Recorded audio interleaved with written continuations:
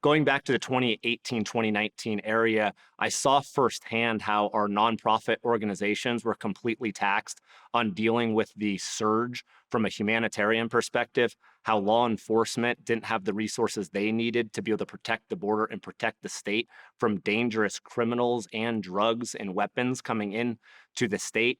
And that was a time that I didn't think it really could have gotten much worse than that. I can tell you right now that it 100% is worse than that. What doesn't the average Arizonan who questions whether or not it is a crisis know about what's happening within the cartel structure and the smuggling of people? And, I know children is something that is getting the headlines at this point. Yeah, people don't understand just how dangerous it is. You're having to pay a lot of money to the human smugglers and the cartels just to make it to the United States. A lot of times, sadly, these individuals don't have the money, upwards of $1,000 or more, to pay to get into the country. They are then in debt to these dangerous transnational criminal organizations. And so I don't think people understand that it's not this just walking across a border and everything is okay. It's such a dangerous journey. And then keep in mind the weather in Arizona. We're coming up on the hottest time of year, and it breaks your heart to think of these people risking their lives. And when you have such a big surge like this, a lot of times there aren't the resources to respond. I see these pictures of, 5, 6 year old kids coming across the border alone where, that's what the average person doesn't understand is it can happen, and who rescues them, who takes care of them. The National Guard is great force multipliers and helping assist in a wide variety of areas, and that includes the humanitarian perspective. Cybersecurity is another area that is very near to you. As a matter of fact, I think you've brought it from your current role and you've Yes. kind of folded it into the Department of Homeland Security for the state. What is the threat facing Arizonans when it comes to cybersecurity? Arizona isn't unique in this regard, in the fact that we're very unique in the aspect of we were just talking about border security. 375 miles of border with Mexico. A lot of states around the country don't understand that public safety threat. Cybersecurity is something that everybody is faced with around the world and around the country. It is all day, every day. We have a variety of threat actors coming after us, from nation states to criminals and even hacktivists.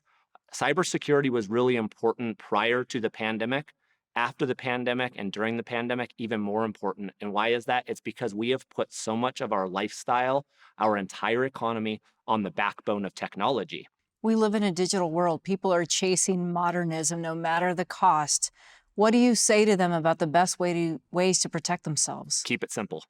Um, don't fall into this trap that cybersecurity is such an overly complex issue that you'll never be able to understand it or that you'll never be able to protect yourself. I've had a lot of people tell me that, oh, I don't understand cybersecurity. It's too complex. If somebody's going to come after me, oh, they're going to get me. I can't defend myself from this. The truth is, you absolutely can, but it starts really simple. Password protection, using strong passwords, not using the same password for everything. That way, when something gets compromised, you don't want your Netflix account to get compromised and then have your work or your bank account compromised because you use the same password. Be careful what you put about yourself on social media. We've seen some of the largest hacks in the world go back to something called social engineering. Criminals use the information that's out there about yourself. They use it to guess your passwords or guess your security questions to get into your accounts. And just have good basic, we call it cybersecurity hygiene. Be careful about the websites that you visit as well. If you can take care of some of those simple things within your organization, your cybersecurity experts are going to be able to better protect you with the tools needed that do get a little bit more sophisticated. You also have children in sharp focus. You want to get into the schools. Why is that? Well, I think when it comes to public safety, being a father of two in public school in Arizona, it obviously plays a huge part in what keeps you up at night. I've seen firsthand the school districts are at a huge disadvantage. A lot of them don't have the resources they need to defend themselves. They're a huge target. So we saw Flagstaff Unified School District about 2 years ago got hit with ransomware. They lost 2 days of school just because of that. And that could be only the beginning. So we use that as an example to reach out to our school districts around the state and say, hey, we're here to help from the state of Arizona. We can get you grant funding. And we started a grant fund process to help them get awareness training, phishing training, advanced endpoint protection, all this cyber stuff. We're now getting to them free of charge. And we can also consult with them.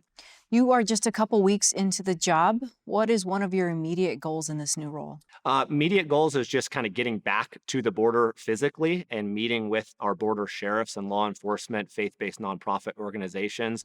And then also making sure we have a smooth transition of merging two teams, the current Department of Homeland Security that we talked about and the cyber team. And then also what's on my mind strategically right now is the Super Bowl is coming to Arizona next year. Let's make sure that we've learned from this in the past on best practices. Let's make sure we protect big events. My team and I are definitely thinking about those types of things and being proactive of getting prepared. So there's just a few of the priorities that keep me up at night.